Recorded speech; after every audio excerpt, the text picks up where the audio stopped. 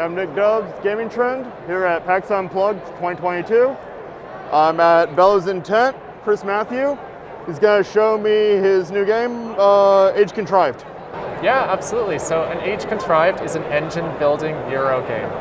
In the game, each of us plays as a god in a fantasy pantheon, ruling over this mortal world. And what we're trying to do is build up a flourishing civilization here, because as gods, we are only as powerful as the mortals of this world believe we are. Now, one of the main ways that we're going to be doing that is through the construction of these monuments. And this is what they look like when the game is finished, but each one begins the game flat as just an idea. And as players are contributing their tokens to the various spaces on each section, then that part of the monument will be constructed. These are magnetic, they snap on the board just like this. And then the next section will become available. It'll be built in turn until all of the monuments that we're playing with are constructed. The game ends once all of them are finished, and then we score out points, see who has the most, and that's the player who wins the game. Okay. All right, so I mentioned that this game is an engine builder, and as a player, this is your engine. And it works like a conveyor belt that moves from left to right. There's two types of turns. You can choose either one or the other. So the first type of turn is to advance your whole network of tiles forward. You choose one of these two, and you just slide it in like this, moving every other tile one space to the right. There's one tile that exits, and it'll come back around and be ready to cycle through on a future turn. Any spaces that exist in the new tile that entered, you get to fill with your tokens from your exhausted pool however you want, so you might choose to put them in like that. The second type of turn is that you can use any of your tokens here to take actions. And you can take as many actions as you want, but you can only use these tokens in this bottom row here to do so. So in this example, you could take a maximum of 5 actions, because you have 5 tokens in that bottom row. The actions are all printed down here, and in order to take any one action, you need to exhaust one token from immediately above it, like this. It simply goes back to your exhausted pool. Okay. One of the main actions in the game is going to be to deploy tokens from the top row of your board here.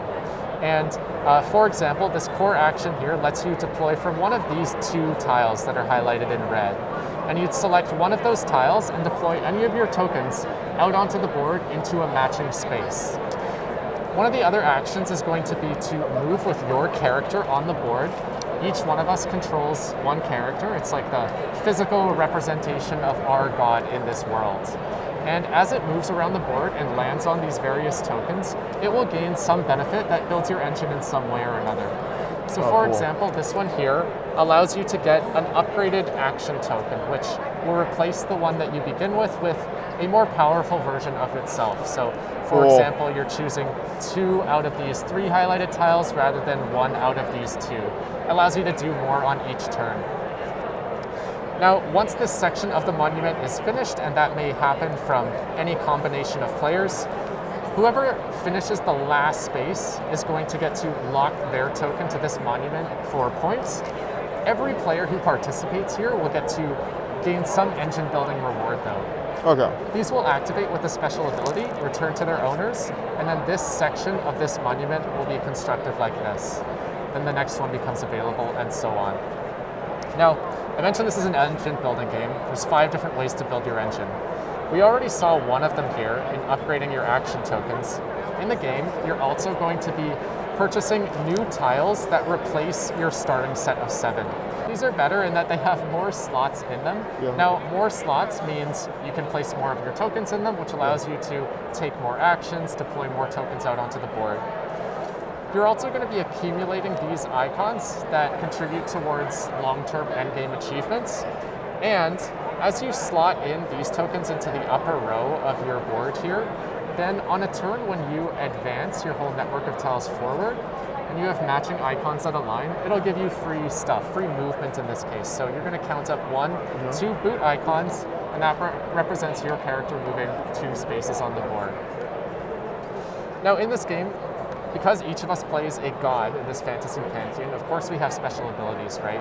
And we are going to be unlocking those gradually as we link the different regions of this world that start the game cut off from each other, disconnected. Okay. We're going to be linking those up, and every time you do, you will unlock one of your special abilities as a character.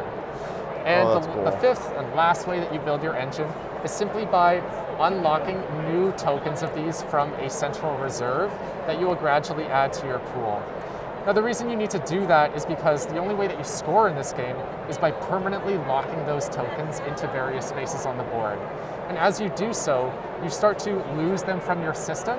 And since those are also the only way that you take actions, you start to kind of like run low. You're crippling yourself Exactly, a little you're bit. crippling yourself to score points, and therefore you need to replenish them. Exactly. So that's a basic overview of the game. It's a pretty, it's a medium plus weight Euro. It takes about 30 minutes per player, and then once the last monument's finished, we score up points, see who wins. Is this coming out on Kickstarter or? Yeah, this is coming to Kickstarter in February 2023.